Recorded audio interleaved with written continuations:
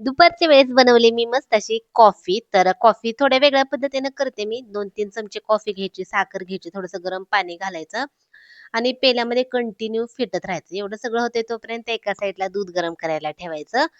नंतर मग कपामध्ये किंवा मग असेल तर मगामध्ये एक नंबर दिसते. तर कपामध्ये मी आता जे कॉफी फेटून घेतली होती ना, तर ती कॉफी घालायची, गरम-गरम वाफळलेलं असं दूध घालायचं आणि बघू शकता आपली किती छान अशी कॉफी दिसते.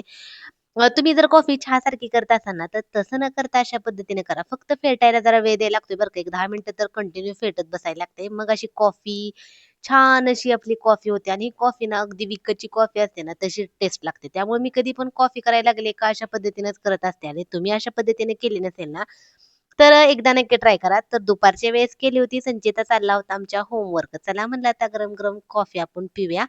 तर आम्ही दोघं पण सकाळी जेवण केले की डायरेक्ट संध्याकाळी जेवतो. त्यामुळे दुपारच्या वेळेस फळं किंवा कॉफी असं काहीतरी घेत असतो.